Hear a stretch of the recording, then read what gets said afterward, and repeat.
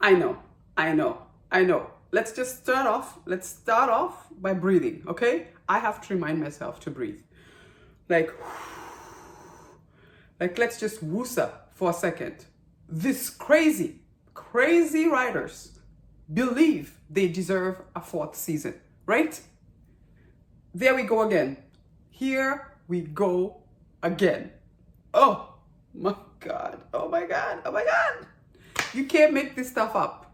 You cannot make this stuff up.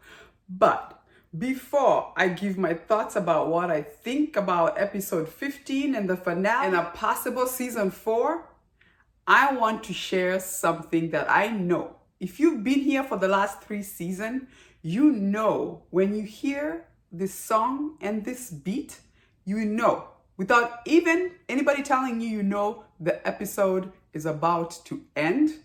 And to me, that's the most enjoyable thing ever. So let's take a minute to celebrate and then discuss about this craziness of a show, right?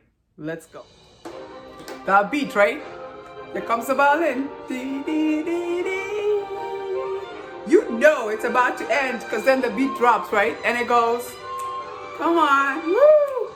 I'm in love again. My favorite part of the whole series and the show. It's the music. And I love you for being here. I'm in love with you. Yes. Woo! All right.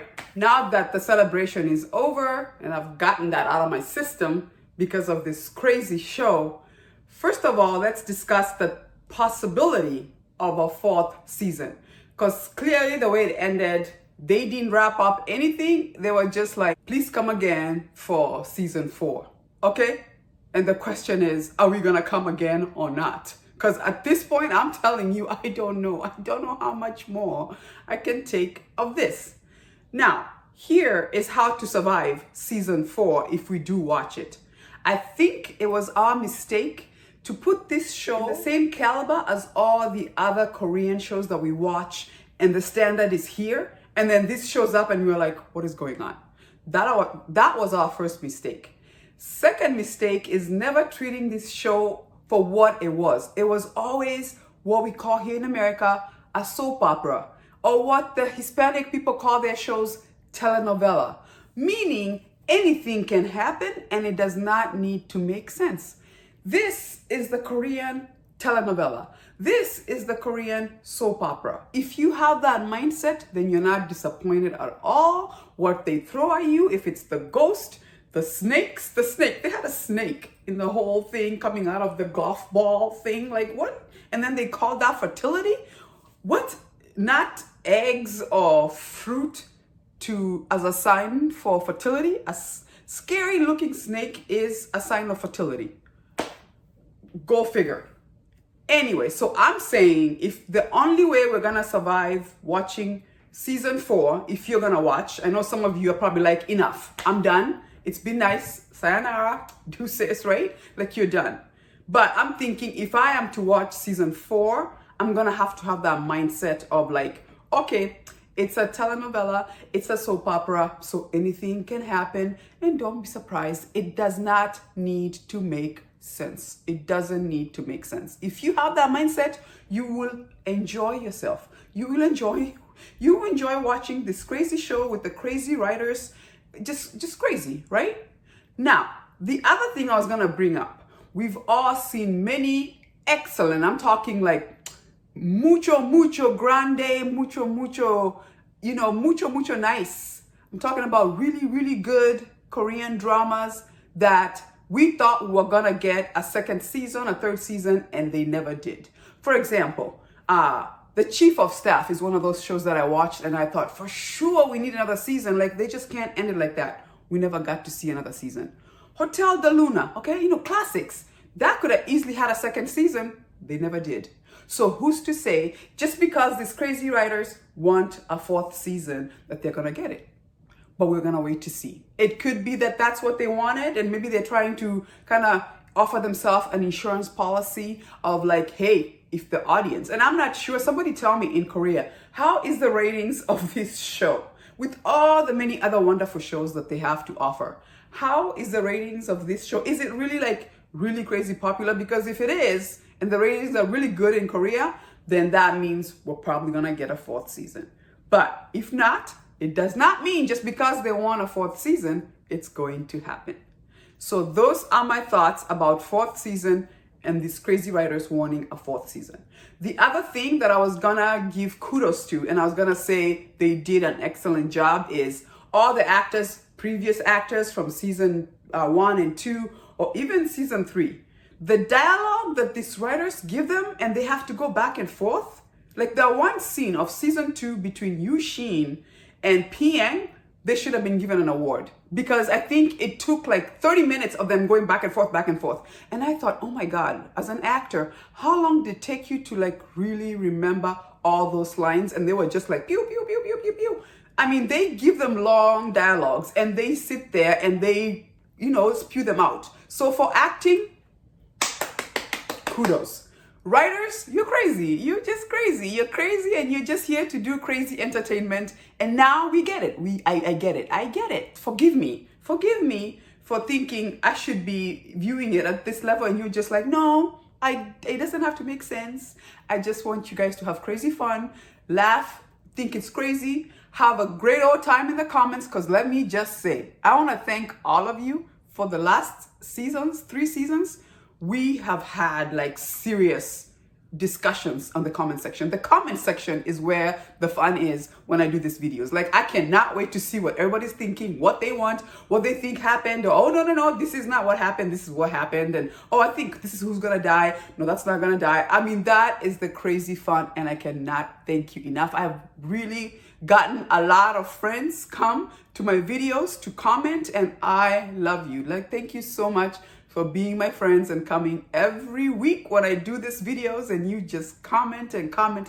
Oh, I enjoy every comment that you guys put on there. Anyway, without further ado, let's go ahead and review episode 15 and the finale. So in episode 15, obviously, Piang is pregnant and Dogma, and they're so happy. They tell the grandpa, and unfortunately, grandpa is supposed to keep a secret, but he is showing so much love to Piang. He's like ordering Si-eun to go get her something. He's giving her jewelry. He's just doting on her, giving her more food. And Seo-ban is looking and he's like, my father has not changed. Look at him doing favoritism. And I am not gonna sit here and allow him to treat my wife that I love so much the same way he did to me. So he is like, we are moving out of here. I am so glad he went and talked to his dad and said, look, I cannot take this. You cannot do the same thing to what you did to me. And Seo-eun is such a nice lady. She would just go with it. She would not even fight you. She would be just like, it's okay. I know how easygoing she is, so she would never complain, but I know it bothers her. For that reason, I am not putting her through it. And it was so touching that the father was like, oh, I'm so sorry. That was not my intention. It's because, and he had to tell Seo-ban, it's because Piang is pregnant. And that's why I was going over, because I have, for the first time, I'm going to have grandchildren and I have never had that. So I was so happy, but it was not my intention to make it look like I prefer Piang over Si-eun. So that was nice and touching, because I was like, thank you. Mr. Seo-ban is like, we're not doing this anymore. Okay, we are not doing this. Enough with what you did to me and my mother? No. And then, who loved? Piang came for those maids. I was like, those maids did not know who they were dealing with, right? Like, they did not do their homework. Because Piang was like, oh, you want to go? You want to quit? Bye. She didn't even blink, okay? And Si-eun was like, I am so glad it was you, because you know me, I'd have been easygoing and I'd probably beg them to stay. But Piang is like, first of all, you are being paid. Don't tell the kids to do any chores. That is your job. You want to leave? Bye. Deuces. Goodbye. Right? Like, we can cook, we can clean. She's like, your laundry is even not a good job. This still has a stain on it. You didn't do a good job. I love Piang. She is not a pushover, right? And then, oh my God, Yu Shin finding out that Piang is pregnant when they were in that salon and she stood up. Oh, it was like knife in the chest, and let's just twist and twist. I mean, his face was just like, oh my God. That's the moment where he was like, I definitely messed up. If it had not sunk in, it has sunk in. Okay? And then Professor bumping into Nam Gabin, and then he wants them to get back together. And the way Nam Gabin was like, no, I pass. I never even loved him. No. You know what I'm saying? Like, you almost like you're bad karma. I would never go back to you, especially after we cheated, right? I don't want that in my life. Crazy there, right? And then Dog Me got committed to the Cuckoo for Cocoa Puffs mental hospital because she clearly confessed that she did not do anything for her husband who was dying of a heart attack. She let him die. And you can tell Yoshine was like so heartbroken because that's the only mother that he ever knew, right? Dog Me raised him. So he was just like, you can tell him so confused. And even Ami was a little touched when Dog Me is like crying like, Ami, help me, when they were dragging her out of there. Oh, wow. But she deserves to be over there, get some help. Clearly, we've always known something is always off with Dog Me anyway. Always liking the young guys, but she was married to the old guy. She had a crush on her stepson. That's just weird, right? And then we come to the finale, and I'm just like, okay, so there's those two guys who are hanging, and the whole episode we're trying to figure out, they're the Grim Reapers. Who did they come for, right? Who are they coming for? And at first I thought, okay, the one for sure has to be for Song Won to take her away. And then they made us feel like it was Siobhan, or was it Si-eun? Like, it was just scary. And then they finish off with this. When Dogma goes and the tile hits his head, and here he is. And now they're giving us the feeling that maybe he's gonna die. And I'm gonna say, writers, I can see through this. Dogma is not gonna die. You know why? You know why? Because Piang deserves all the happiness in the world, and that was happiness to her, okay? You're just trying to fake us that he's the one who's gonna go, but And then the ghost of the child is still there and is talking to Park Se-hyun's parents, the mother, and saying, are you not tired of this old man? I'm gonna take him away. And I'm like, oh my God, they're gonna take away the father? What? This crazy show, like, just weird, okay? And then they end seeing Mr. Siobhan is walking down for the wedding. That was from season 2 with Song Won. I'm like, what is that for? We know Seo-eun and Mr. Siobhan are married. Why are we revisiting this again? What is the importance of this, right? You did not address it the whole season 3 now. And then we see Park Seo-hoon with Ami in a hot tub kissing. Wait, I thought she's supposed to be marrying Yoshine. What? Crazy show.